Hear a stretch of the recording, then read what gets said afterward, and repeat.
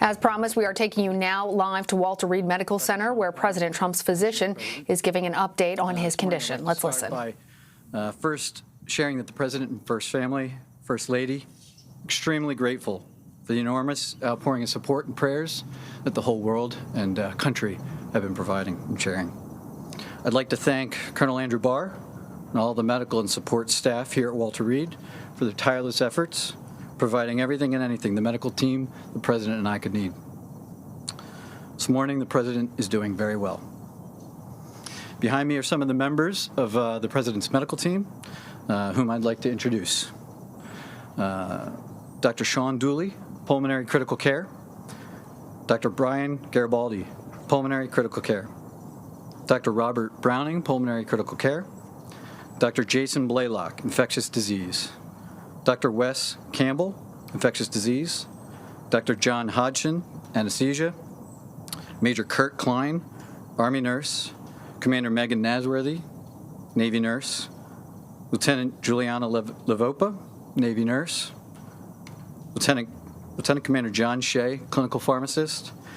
And not present with us are Lieutenant Beth Carter, Lieutenant Maureen Meehan, both Navy nurses, and Dr. Jesse Schoenau, Director of our Executive Medicine Program. As reported yesterday, in consultation with this group, I recommended we bring the President up to Walter Reed as a precautionary measure to provide state-of-the-art monitoring and any care that he may need. Just 72 hours into the diagnosis now, the first week of COVID, and in particular days 7 to 10, are the most critical in determining the likely course of this illness.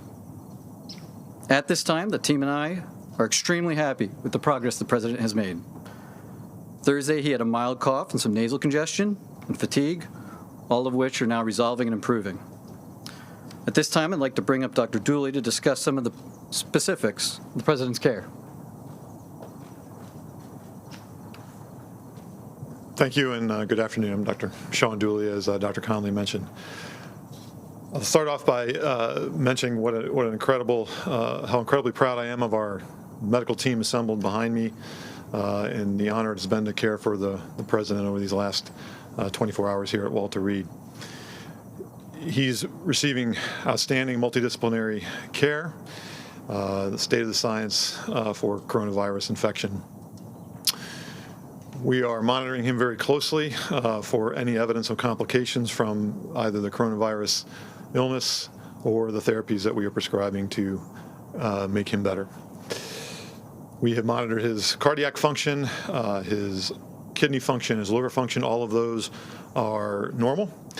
And the President this morning is not on oxygen, not having difficulty breathing or walking around the White House Medical Unit upstairs. He's in exceptionally good spirits, and in fact, as we were completing our multidisciplinary rounds this morning, the quote he left us with was, "I feel like I could walk out of here today," and that was a very encouraging comment from the President. Moving forward, I'll go ahead and introduce Dr. Garibaldi, who will talk about some of our therapeutics and the plan of care for today. Thank you.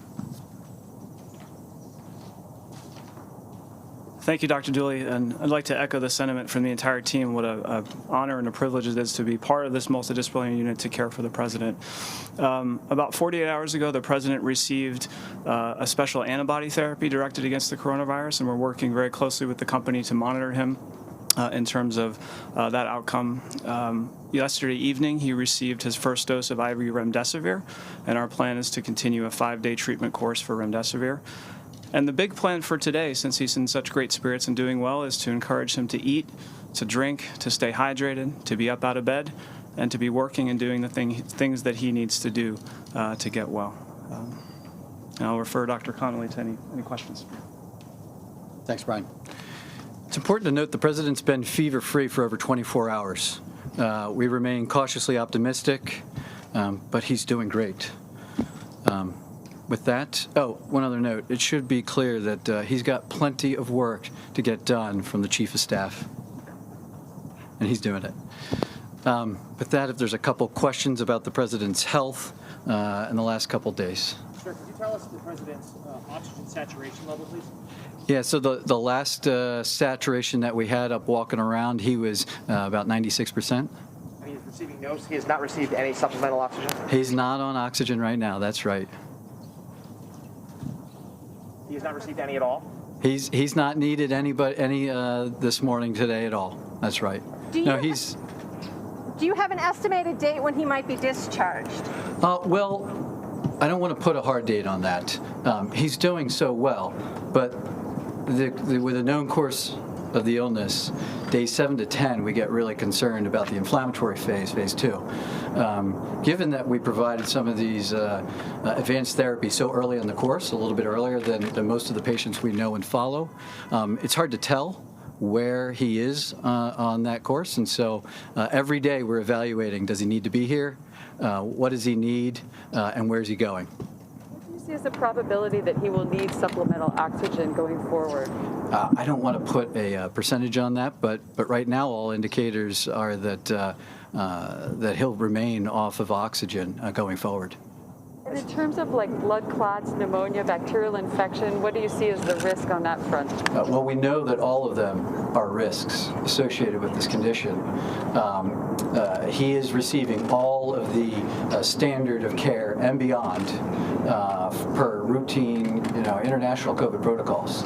So we're monitoring for all of that, but at the moment, there's no cause for concern. You said he's fever-free now. What was his fever when he had one, sir? I'd rather not give any specific numbers, but he did have a fever Thursday into Friday, and since Friday morning, he's had none. Okay. And what was the date? On top of the other antibodies. I'm sorry? Why remdesivir on top of the antibodies? So remdesivir works a little bit differently than the antibodies. We're maximizing all aspects of his care, attacking this virus, multi-pronged approach. As the president, I didn't want to hold anything back. If there was any possibility that it would add value to his care and expedite his return, I wanted to take it. And the team agreed, and that's why we proceeded. Doctor, what was the date of the president's last negative test? I'm not going to get into all the testing going back, but he and all the staff routinely are tested, and so. Doctor, what is the PPE protocol for President Trump receiving visitors and doctors? It's the same as any hospital has. We have an area that's clean that you put your equipment on, and then beyond that, everybody is fully gowned up, masks, gloves. We're protecting ourselves and him. Have you done a screen? Has there been any sign of any lung damage whatsoever? We are following all of that. We do daily ultrasounds. We do daily lab work. The team is tracking all of that. Has there been any sign of damage, sir? I'm not going to go into specifics on what the findings of any of that are. If we just put you down on one thing, has he ever been on supplemental oxygen? Right now, he is not on oxygen. I know you keep saying That's right now, but should we read into the fact that he had been previously? Yesterday and today, he was not on oxygen. So he has not been on it during his COVID treatment? He's not on oxygen right now. Has hydroxychloroquine been considered as a viable treatment option for the president? We discussed it. He asked about it. He's not on it now. And in terms of symptoms, has he also experienced difficulty breathing? No, he has not. Never did. He had a little cough. He had the fever. More than anything, he's felt run down. Who is handling contact tracing? Is that the White House or CDC? The White House Medical Unit, in conjunction with in collaboration with CDC and local, state, and health departments, are conducting all contact tracing per CDC guidelines. When was the positive diagnosis made? You said 72 hours. That would put that Wednesday. Yeah. So Thursday afternoon, following the news of a close contact, is when we repeated testing. And given kind of clinical indications, that had a little bit more concern, and that's when late that night we got the PCR confirmation that he was. Is there any clarity on how he became infected? Not going to go into that. As far as his care, it's irrelevant. Or when he became infected? Yeah, we're not going to go into that. We're just tracking his clinical course and providing the best care we can. Will President Trump have to stay at Walter Reed to get the 5-day remdesivir treatment? we've discussed that right now. If he needs all 5 days, that will likely be the course. But again, every day we're reviewing with the team his needs for being here, and as soon as he gets to the point where it's not a requirement, he may still need some care, but if we can provide that downtown at the house, then we will transition at that point, as long as it's safe and appropriate and the team agrees. In addition to his weight, does he have any other risk factors that make him more at risk for sort of a severe case? Well, not particularly. I mean, he's 74, he's male, and he is slightly overweight. Other than that, he's very healthy. His cholesterol is great, his blood pressure is great, he's not on medication for that. He's up and active. You saw his activity, the days leading up to, the long hours and everything else. He's able to handle it. Can you provide other vitals like heart rate, blood pressure, and temperature? So his heart rate is in the 70s to 80s. His blood pressure has remained where it's historically been during our physicals.